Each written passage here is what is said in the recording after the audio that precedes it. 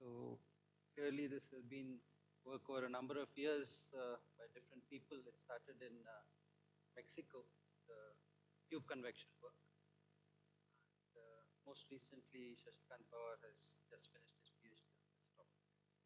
And earlier, of course, people have worked on the Rayleigh-Benard convection.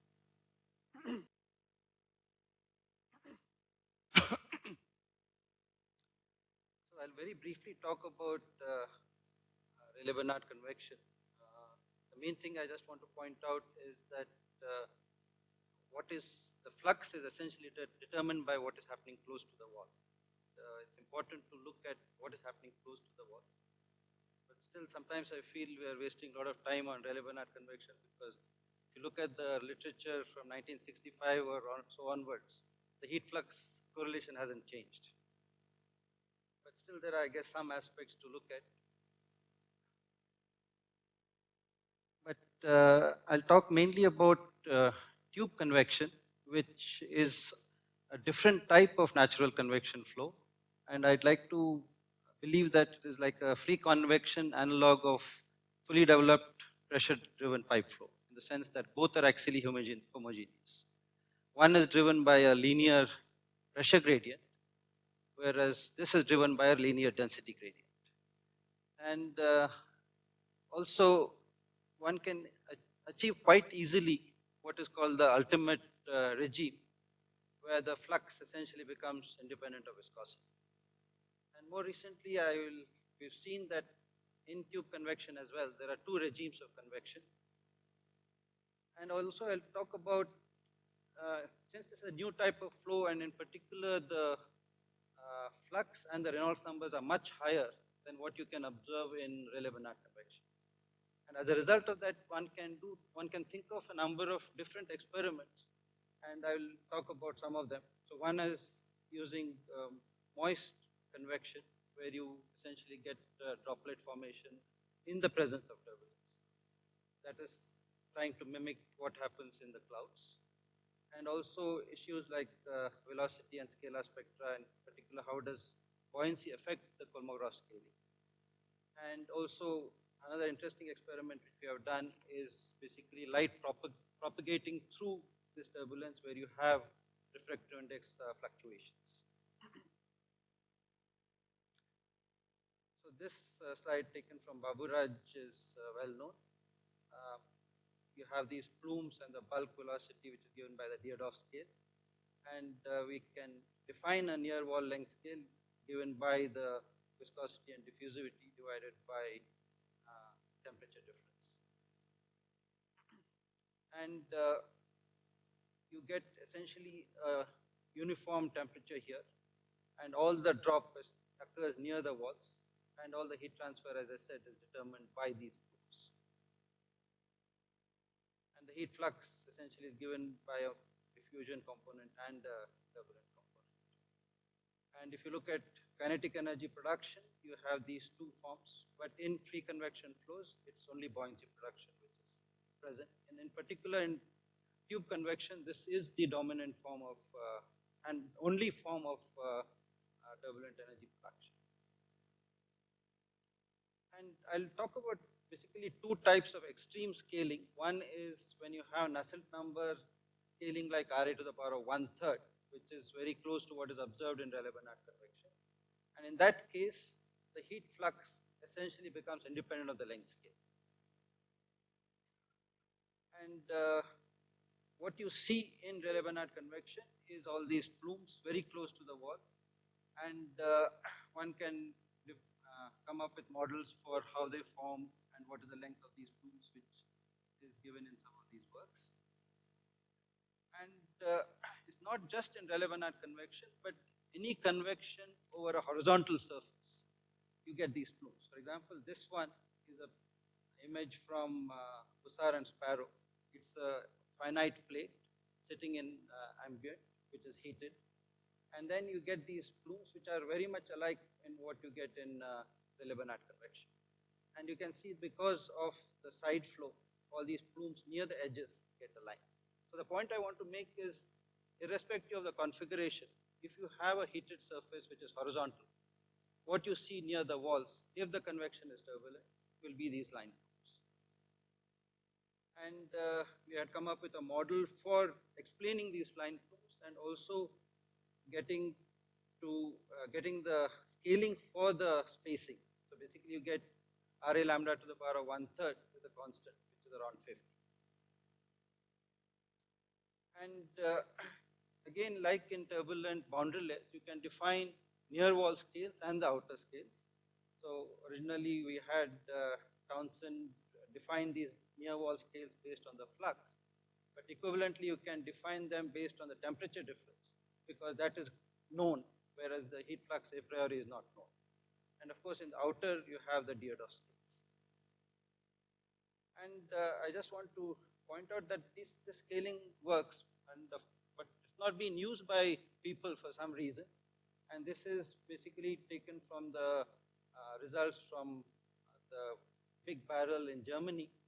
And if you plot the mean velocity, that is the mean wind, divided by the Diodos scale versus Z by the near wall scale, you'd see that all of the plots, all the data collapses into almost a single curve.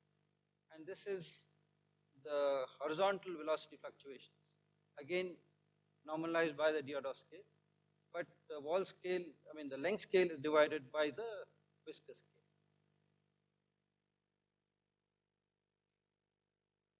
So basically, if you look at Rayleigh-Benard convection, as I said, the flux is essentially determined by the near wall dynamics, and the Plume scale spacing is given in non-dimensional form in this way. And what that means is that the plumes keep coming closer to each other when the temperature difference or the flux increases. So one question which has been asked is what happens to this scaling as you keep increasing the Rayleigh number? And of course this famous paper by Crichton predicts that as for example, the height of the cell increases, the outer flow becomes more and more strong, and that has to start affecting the near wall flow. But still, up to now in experiments, this regime has not been really clearly observed. So I will now move on to the next topic, essentially what happens if you remove the top and bottom walls and stretch the cell in the vertical direction. That is, you have a long vertical tube, but it is open-ended on both sides. And so that is what I will be talking about in the next few minutes. So one easy way of thinking about this problem is if you have a tube, you place a heater here and make this tube long enough, so you have hot air rising and simultaneously cool air coming down. And far away from this heater, you will have simultaneously fluid coming down and going up at the same rate. So the mean flow is 0, and so that any cross section, the net flow has to be 0.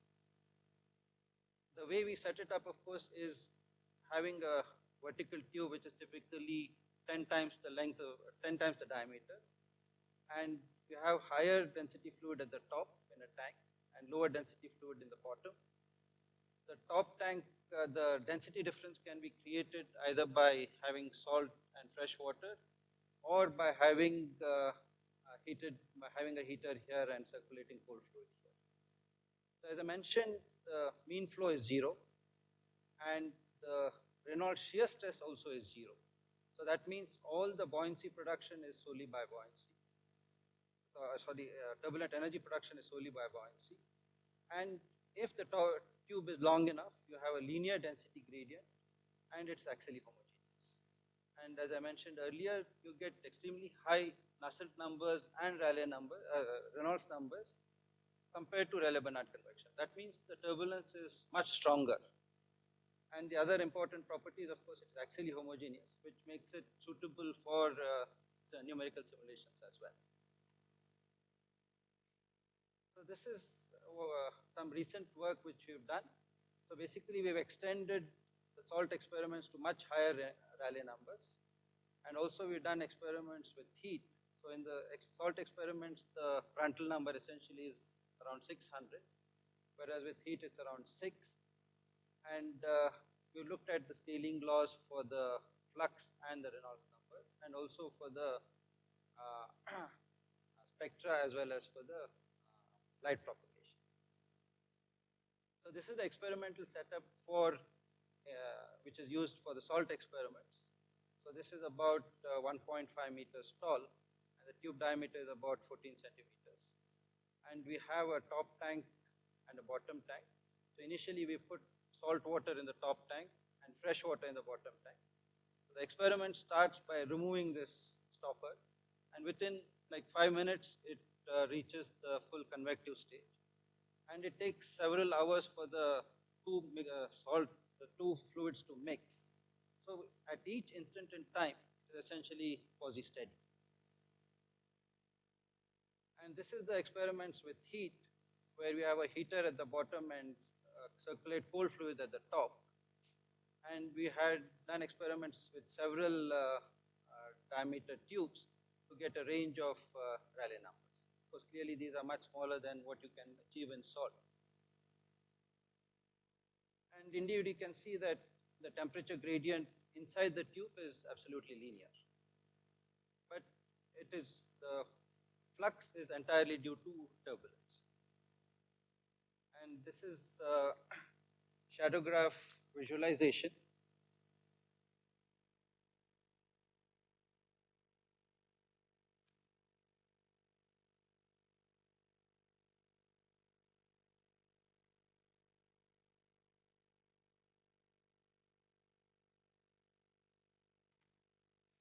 You can see very fine scale structures essentially due to the fact that you have diffusivity of salt is low.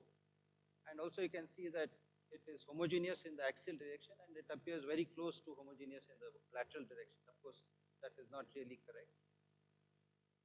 And since it's an integrated effect, you see this very fine scale structure.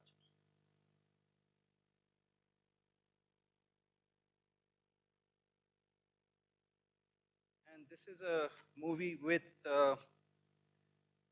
laser-induced fluorescence. We put fluorescent dye in the top tank, and essentially the dyed fluid is the heavier fluid. And you can see very nice, pretty pictures here.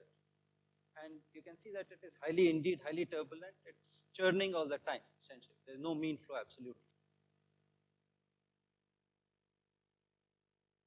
And of course, you get these very strong interfaces because, again, the diffusivity of salt is low. And that replicates what is happening in the salt case as well, in the sense that the diffusivity of salt and diffusivity of the fluorescence is very close to each other. That is because Shadowgraph gives you the second gradient of refractive index, and also it's an integrated effect, whereas this is in one plane. So essentially what you are seeing is all these small scale structures which are integrated through the section. And you get from PIV all this very complicated velocity and vorticity fields.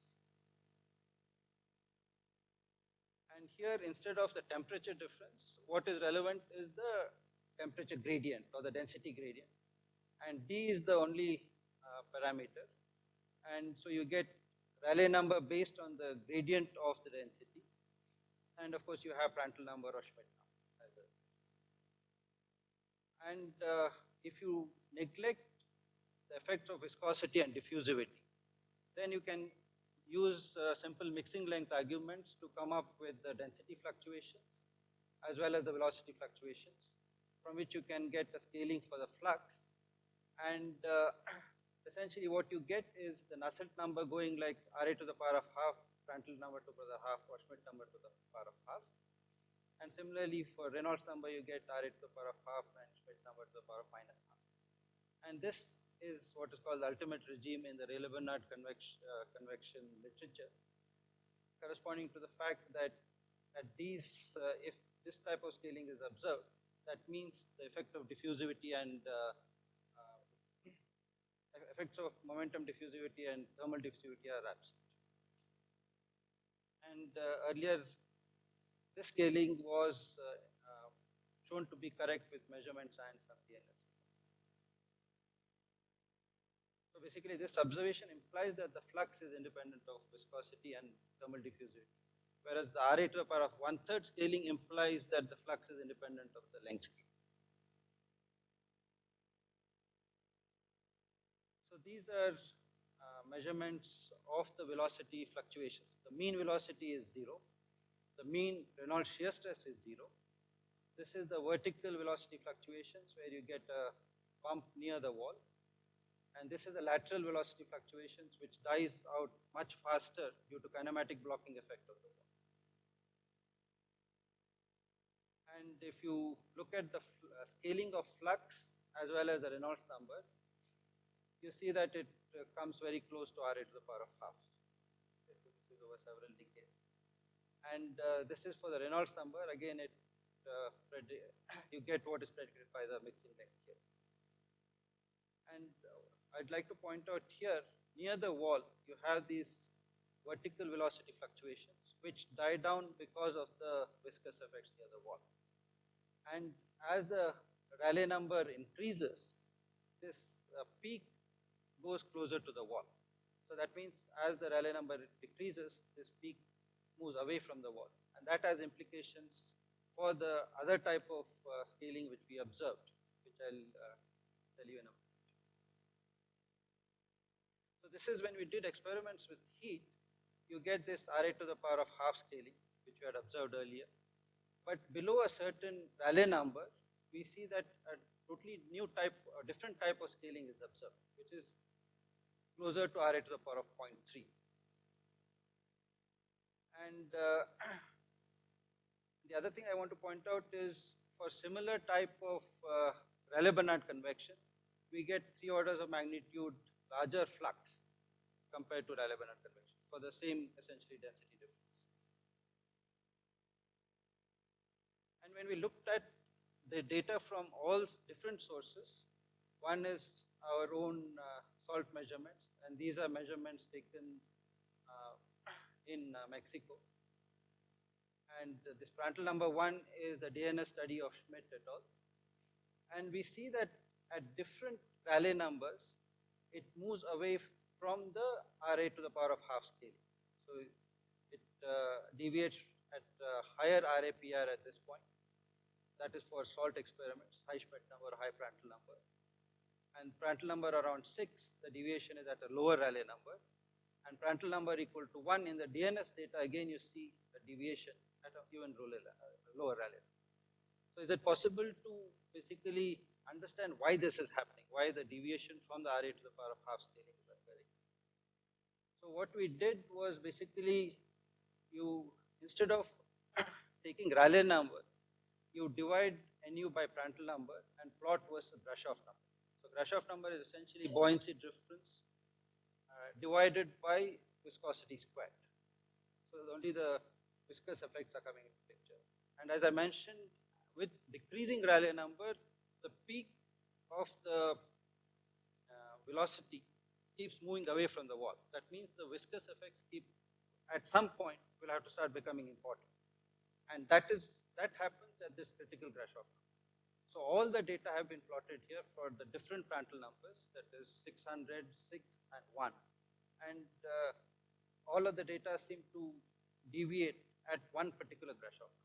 And that is explained by the fact that the viscous effects start becoming important at some point.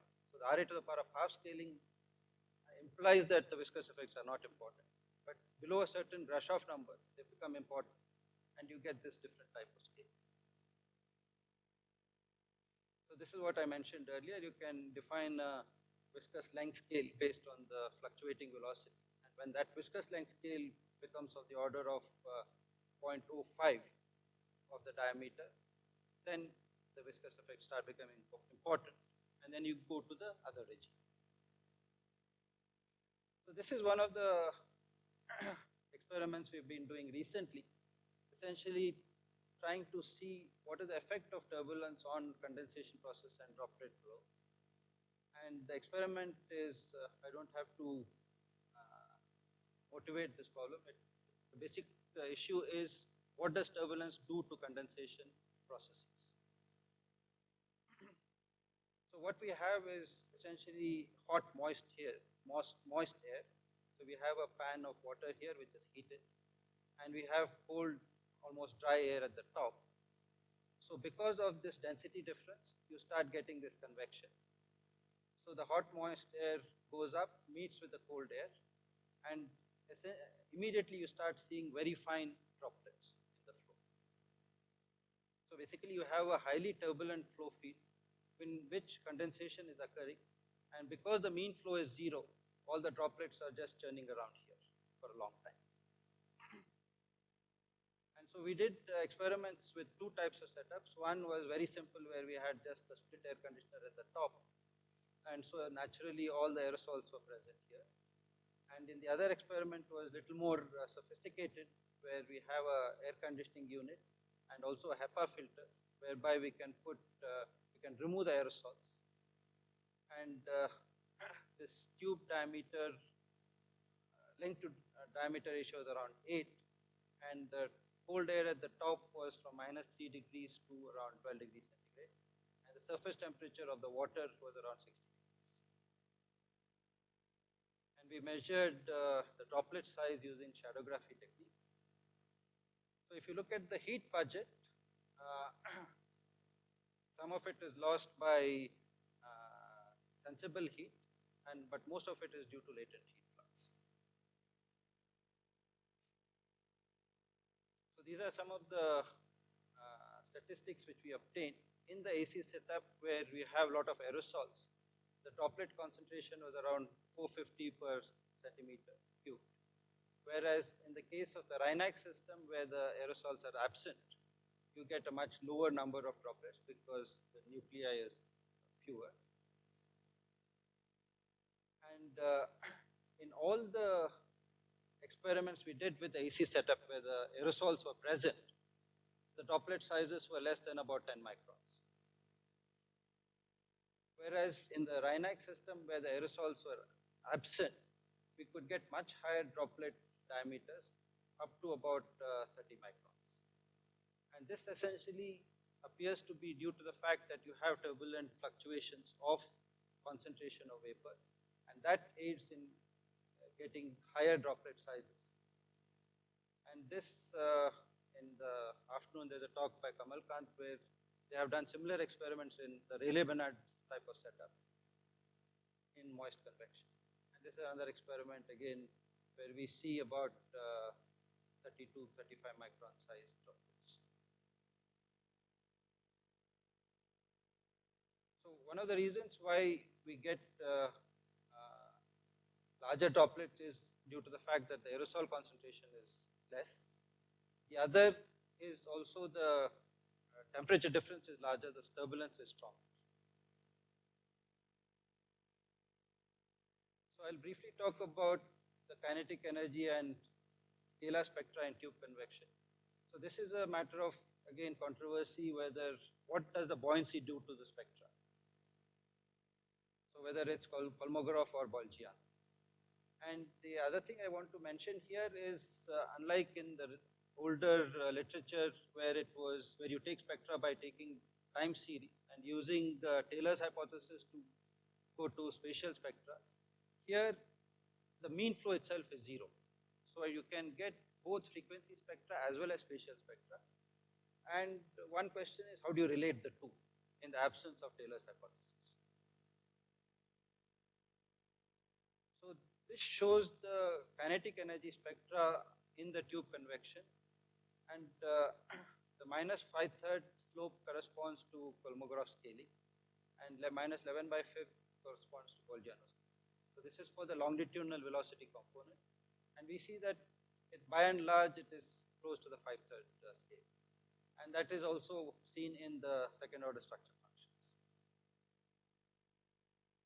And again, you can use the PLIF data to get the concentration fluctuations, but we need to match the refractive indices. And here you see that the slope is a little bit closer to Boltzmann-Overkopf. So the kinetic energy spectra seems to be closer to Kolmogorov, whereas the scalar spectra seems to be closer to Boltzmann, which we really don't know why it should be so. And similarly, you find the same thing with a spatial spectra of the scalar. The slopes are not too different, but the indication is that it's closer to Boltzmann.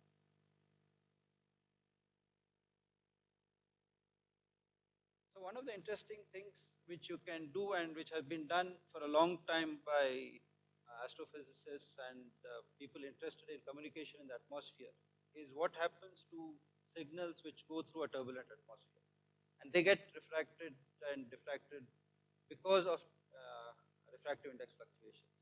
So since we have this nice setup where you have axially homogeneous convection, so we looked at what happens to light beams passing through this type of flow. And as I said, of course, it's very important for any communication, be it radio waves, sound waves, or for astrophysics where you have light propagation. But most of the experiments have been done in the atmosphere where you don't have much control. So I'll just, I'm not giving the details of the measurements, but I'll just show the movie.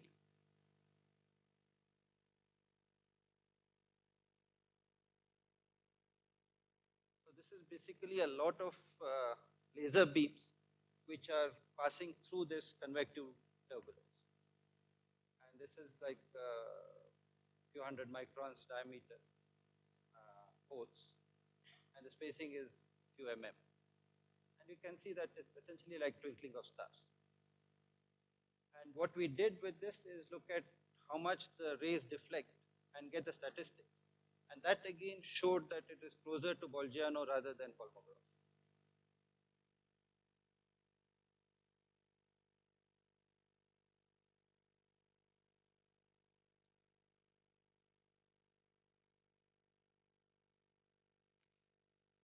So I'll just summarize the main results.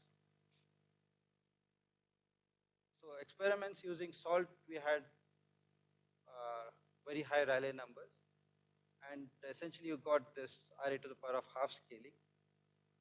But this half scaling breaks down at a critical Grashof number. So basically you can, for Prandtl number or Schmidt number greater than 1, you get this unified scalings, one below about Grashof number of 1.6 into 10 power 5. That is the critical Grashof number, you get this half scaling. Whereas below this critical Grashof number, you get Ra to the power of 0.3 scale. And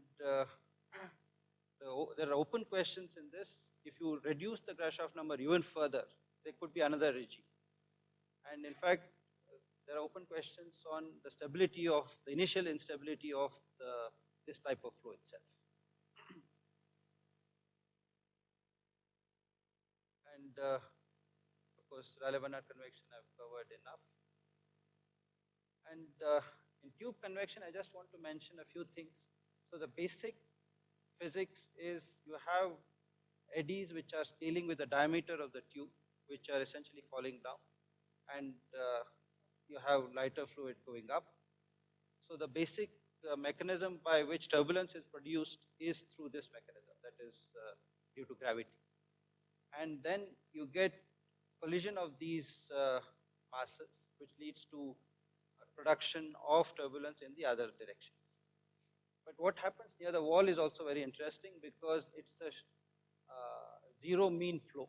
So the shear stress is 0. And at the wall, you have basically zero shear stress turbulence, which is again of fundamental importance.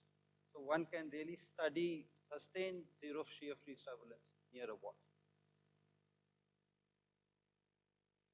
And since it's, as I mentioned, it's axially homogeneous, so it can be used for various fundamental studies of how buoyancy and turbulence interact.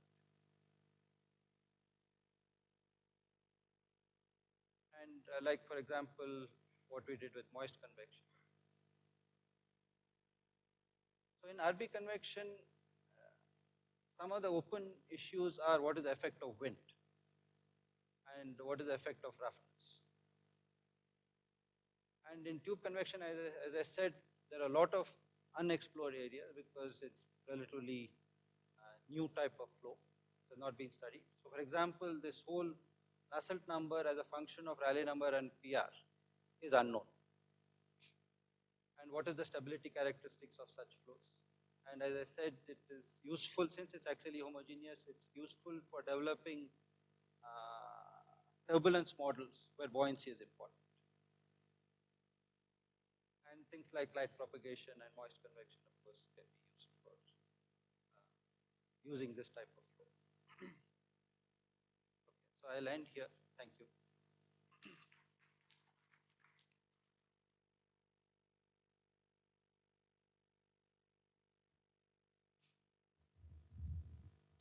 When you make these experiments, I mean, just 3 slides ago, you have the picture of the pipe with the flow near the wall. Yeah. Is there a strong coupling between what's happening in the middle of the pipe and what's happening at the wall? Is there a strong coupling? There will be. So essentially what happens is you have all this laterally moving fluid which impinges on this wall. But that is essentially what you have in shear free turbulence near a wall. You have these splat and anti-splat events where people have looked at this type of flow. So that is one interaction. That you would not have in free shear flows though. You won't have in free shear. Yeah. So I was wondering, so if you wanted to see how you could use this for clouds, for example, does that coupling matter? Not really, because that is very close to the wall. And so essentially it is determined by this viscous length scale. So if the width is large enough, or the tube diameter is large enough, in the center it's pretty much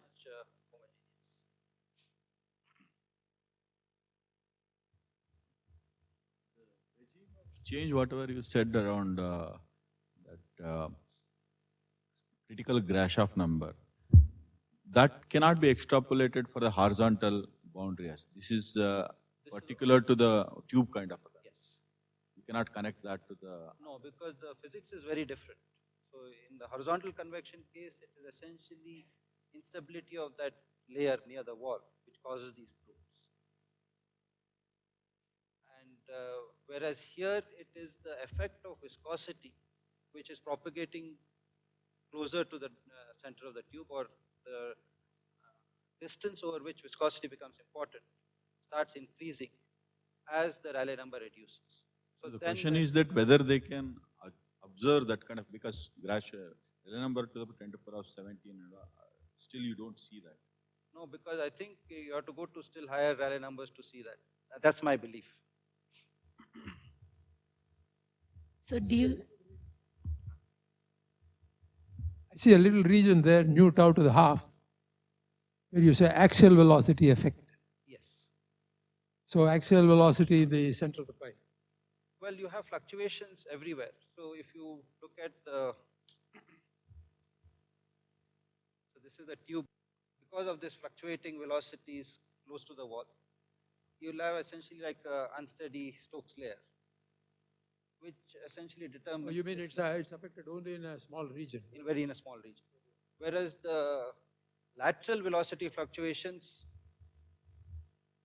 are like this, and that is because of the kinematic blocking effect. So that effect of the wall is seen further away. So do you notice spatial inhomogeneities in the droplet size distributions? There is spatial inhomogeneity, but still we have to look at that. So if you look at an instantaneous picture, you see regions where there are large number of droplets, and there are regions where there are much fewer droplets. And in terms of the droplet size, are they distributed differently? See, we spent a lot of time trying to see what's the droplet size. So since we had the Shadowgraph measurement technique, we could measure droplet sizes only greater than 10 microns. So what we need is really a PDPA measure the droplet size. So we are not, but it looks like when there are a lot of aerosols, all the sizes are below 10 microns. But I don't think we see collision yet. I don't think there's collision of droplets. This is a follow-up to what Rama asked.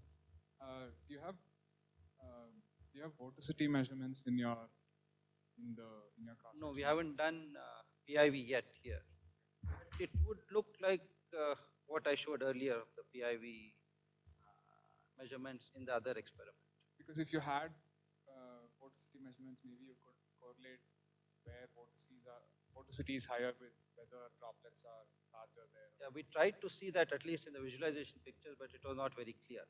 It looked like more the separation between higher density droplets and lower density droplets was due to fluid coming from the top and fluid coming from below. So the fluid coming from below rather than related to the local vorticity. So in Rayleigh-Benard convection, we have homogeneous temperature in bulk, and in tube convection, we have temperature gradient, mean temperature gradient. So can it be the reason why we are getting ultimate regime so quickly, means onset of that critical Rayleigh number is low compared to Rayleigh-Benard convection? Well, yeah, the main reason is probably because the walls dictate what is happening in Rayleigh-Benard convection. So here we've removed the walls. So essentially it's the bulk which you are seeing. But the effect of viscosity comes through the side walls.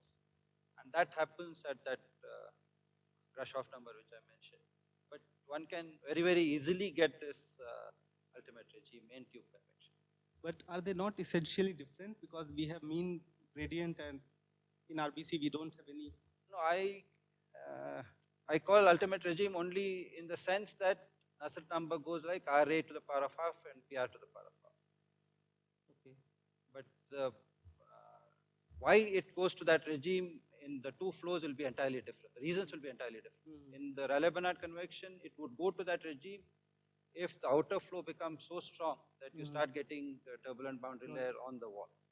Whereas here it's a totally different phenomenon. Thank you.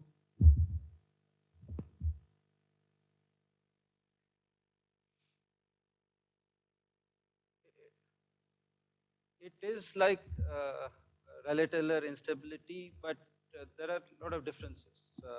In Rayleigh-Taylor instability, you have it's unsteady. It's a flow which is developing. So you have heavier or lighter. And with time, you'll get this type of density profile. And you have essentially mixing here. But this layer grows in time. So in some ways, this part could be similar to tube convection, except in tube convection, it is laterally confined. But more importantly, this is unsteady, whereas tube convection is steady. And it is axially homogeneous.